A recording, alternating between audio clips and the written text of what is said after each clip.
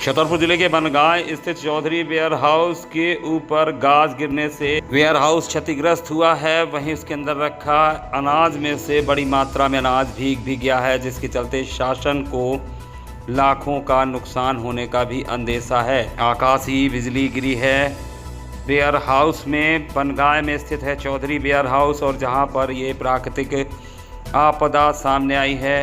Ware house के ऊपर आकाशीय बिजली गिरी। बिजली गिरने से जहां वेयर हाउस की दीवारें भी क्रैक हुई हैं, वहीं उसके ऊपर की चद्दर टूटने से बारिश का काफ़ी पानी भी वेयर हाउस के एक हिस्से के अंदर घुस गया, जिसकी वजह से नीचे की कतार में लगी गेहूं की बोरियां भीग गई हैं। बड़ा नुकसान होने की संभावना है। इसमें नज़ारा छतरपुर जिले के बनगांव स्थित चौधरी वेयर हाउस का है, जहां तेज बारिश और गरज के साथ वेयर हाउस के ऊपर आकाशीय बिजली गिरी, और जिससे उसके ऊपर की चद्दरें जो थीं वो टूट गईं, और उसके बाद बारिश का पानी वेयर हाउस के अंदर घुस गया, जिससे बड़ी मात्रा में गेहूं की बोरियां भीग गई हैं। तस्वीरों में साफ तौर पर देख सकते हैं किस तरीके से वेयर हाउस के ऊपर लगी हुई चद्दर एक हिस्से से पूरी तरह से क्षतिग्रस्त हो गई हैं, और उसके बाद बारिश का पानी अंदर जाके पहुंचा है। वेयर हाउस के अंदर रखी बोरियों पर वो चद्दर गिरी हैं, क्षतिग्रस्त हुई, और पीछे की दीवार भी क्षतिग्रस्त हुई है। बड़ी मात्रा में गेहूं का नुकसान भी हुआ है, गेहूं भीगा है इस बारिश का पानी अंदर जाने की वजह से। वहीं वेयर हाउस प्रभारी राम अवतार मिश्रा सूचना मिलने के बाद मौके पर पहुंचे, और घटना की वस्तु स्थिति से आला अधिकारियों को अवगत कराया गया है, और जल्द ही माल को कहीं और शिफ्ट करने की बात उनके द्वारा की जा रही है। बड़ी मात्रा में यहाँ पर गेहूं रखा हुआ है, और ऐसे में अगर जल्द ही उसे शिफ्ट नहीं किया गया तो दोबारा बारिश होने से बड़ा नुकसान सामने आ सकता है। मुझे ऐसी सूचना प्राप्त हुई थी कि चौधरी वेयर हाउस बरट में गाज गिर गई है, तो उसको अपने देखा है। यहाँ पे दीवारें क्रैक हो गई हैं और ट्रैश टूट गई है, और एक हिस्से में तो बारिश का हल्का सा पानी भी चला गया है। कितनी बोरियां भीग गई हैं तकरीबन? बोरियों में, गेहूं की बोरी में ज़्यादा नुकसान होने की तो कोई संभावना नहीं है, लेकिन नीचे की कुछ बोरियां हैं, 100-200 बोरी हो सकती हैं जिनमें जो वाटर इफेक्टेड हों, लेकिन अगर उनको जल्दी से उनको सुखा लिया जाएगा तो गेहूं में नुकसान नहीं होता है। कितनी बोरियां रखी हैं तकरीबन इसमें? कब से रखी हैं? कब का वेयर हाउस बना हुआ है? वेयर हाउस कौन सी ईयर का है? 9 साल, करीब 9 साल पुराना वेयर हाउस है, और इसमें 2019-20 का गेहूं रखा हुआ है, जो 17,800 कुछ बोरियां हैं। क्या मानते हैं किस तरह से आपदा घटी है? प्राकृतिक आपदा है, क्या है पूरा? ये केवल प्राकृतिक आपदा है और कोई वो नहीं है। क्या इंतजाम किया जाएगा अब इसका? अब इसके इंतजाम के लिए अपने वरिष्ठ कार्यालय को सूचना दी गई है, और जमाकर्ता सिविल सप्लाई को सूचना दी है, उनसे अनुमति भी मांगी है इस माल को दूसरे गोदाम में शिफ्ट कराने के लिए, जिससे माल सुरक्षित हो सके। माल को शिफ्ट कराने में खतरा भी है, काफ़ी बोरियां गिरी हुई हैं, ऐसा डैमेज है पूरा वेयर हाउस, किसी भी दुर्घटना घट सकती है, तो कैसे इसका इंतजाम? उसको सावधानी पूर्वक किया जाएगा। लेबर एक तरफ से जो गेट से निकालेगी और उनको धीरे धीरे व्यवस्थित रूप से निकाल लेगी माल। छतरपुर शहर में एक बार फिर रफ्तार का कहर देखने को मिला है। दर्दनाक हादसा हुआ है शहर के महोबा रोड पर, जहां एक युवक को तेज़ रफ्तार ट्रक ने रौंदा, और उसके बाद युवक की दर्दनाक मौत हो गई। दुकान बंद करके अपने घर की ओर जा रहा था घटना का शिकार हुआ युवक, तभी सामने से आ रहे तेज़ रफ्तार ट्रक ने युवक की बाइक को जोरदार टक्कर मार दी, और इसके बाद टक्कर लगने के बाद गिरकर युवक पहिए के नीचे आ गया और उसकी दर्दनाक मौत हो गई। वहीं उसका ममेरा भाई इस घटना में घायल हुआ है, जिसका उपचार जारी है। तो ये दर्दनाक हादसा हुआ है छतरपुर शहर के महोबा रोड में मिशन अस्पताल के पास ये घटना हुई है। दुकान बंद करके अपने ममेरे भाई के साथ वापस घर जा रहे बाइक सवार युवक को ट्रक ने जोरदार टक्कर मारी। उसके बाद बाइक चालक युवक ट्रक के पहिए के नीचे आ गया और उसकी दर्दनाक मौत हो गई। वहीं उसका ममेरा भाई भी घायल हुआ है। महोबा रोड पर हुए भीषण सड़क हादसे में युवक की दर्दनाक मौत हुई है, जबकि उसका ममेरा भाई घायल हुआ है। बताया गया कि युवक रोज की तरह अपनी दुकान बंद करके घर जा रहा था, तभी रास्ते में तेज़ रफ्तार ट्रक ने उसे जोरदार टक्कर मार दी। दुर्भाग्यवश टक्कर लगने के बाद युवक ट्रक के पहिए के नीचे आ गया और उसकी दर्दनाक मौत हो गई। जानकारी के मुताबिक विश्वनाथ कॉलोनी निवासी ऋषि पुत्र मोतीलाल सेन उम्र 26 वर्ष शहर के चौबे तिराहे के समीप स्थित दुकान पर रजिस्ट्री लेखन का कार्य करता था और वह अपनी दुकान बंद करके अपने ममेरे भाई शैलेंद्र उर्फ शैलू पुत्र किशोर लाल सेन उम्र 32 वर्ष निवासी डिपो कॉलोनी के साथ अपनी बाइक क्रमांक MP 16 MQ 9835 से अपने घर की ओर जा रहा था। तभी रास्ते में शहर के मिशन अस्पताल के पास तेज रफ्तार से आ रहे ट्रक क्रमांक UP 75 AT 6294 के चालक ने ऋषि की बाइक को जोरदार टक्कर मार दी। टक्कर लगने के बाद ऋषि ट्रक के पहिए के नीचे आ गया और ट्रक का एक पहिया उसके ऊपर से गुजर गया। इसके बाद घटनास्थल पर ही उसकी दर्दनाक मौत हो गई। वहीं ऋषि के साथ बाइक पर बैठे उसके ममेरे भाई को भी चोटें आई हैं। दुर्घटना की जानकारी परिजनों को दी गई और पुलिस को भी सूचना दी गई, जिसके बाद परिजन और पुलिस मौके पर पहुंचे।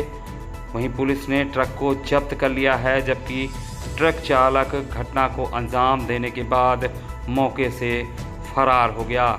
मृतक के शव को छतरपुर जिला अस्पताल में स्थित मरचुरी लाया गया, जहां उसका PM कराकर शव परिजनों को सौंपा गया है।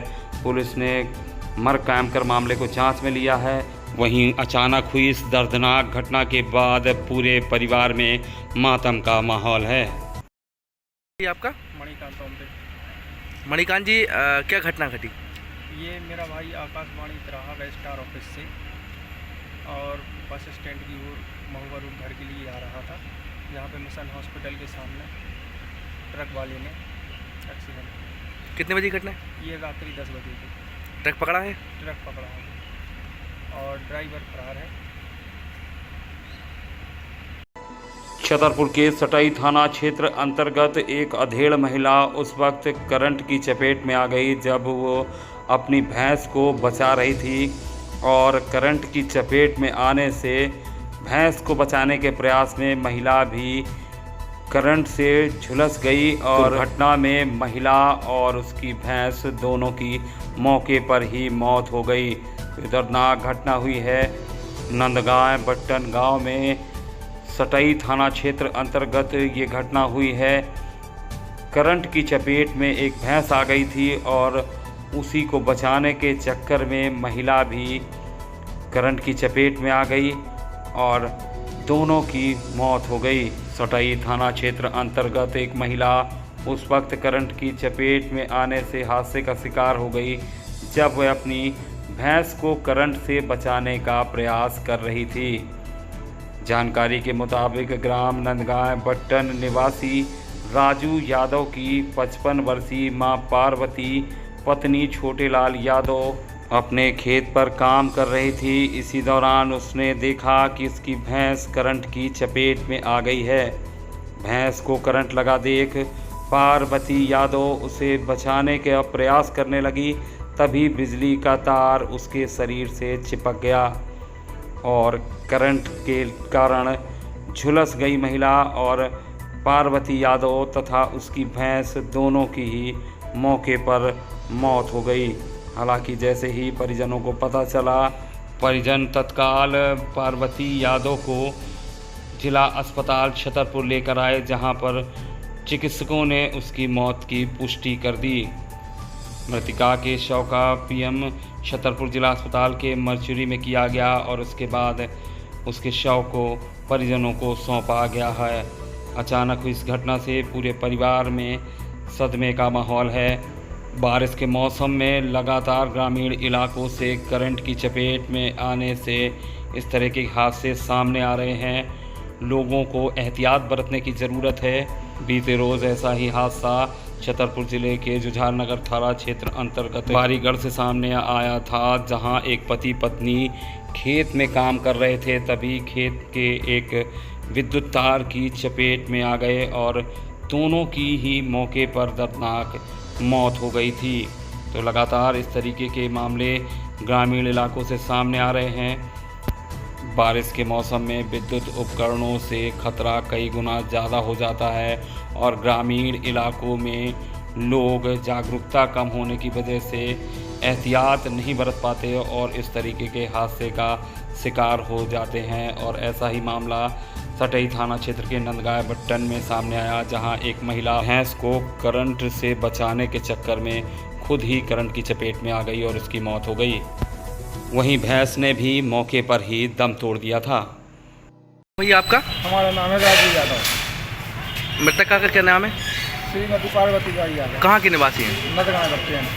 कौन सा थाना लगता है? सतई। क्या घटना घटी? सर कल हमारी माता राम है हमारी, उनको करंट लग गया था।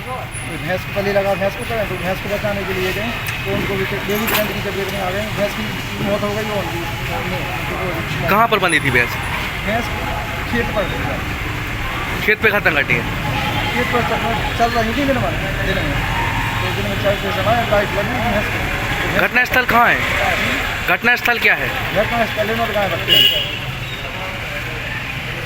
छतरपुर नगर पालिका के कंप्यूटर ऑपरेटरों ने शुक्रवार को प्रदर्शन कर कलेक्टर संदीप जी आर और सीएमओ ओमपाल सिंह भदौरिया को ज्ञापन सौंपकर सभी को समान रूप से वेतन देने, वेतन वृद्धि करने सहित अन्य कई मांगों का ज्ञापन सौंपकर मांगों को शीघ्र अतिशीघ्र पूरा कराने का आग्रह किया है। ज्ञापन सौंपने पहुंचे कंप्यूटर ऑपरेटरों ने कलेक्ट्रेट में बताया कि वे पिछले 5 से अधिक वर्षों से नगर पालिका में कंप्यूटर ऑपरेटर और ऑफिस असिस्टेंट के पदों पर कार्य कर रहे हैं और उन्हें अल्प वेतन मिल रहा है।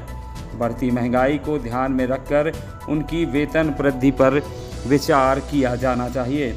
कम वेतन के कारण कर्मचारियों को परिवार के भरण पोषण में भी खासी समस्या हो रही है।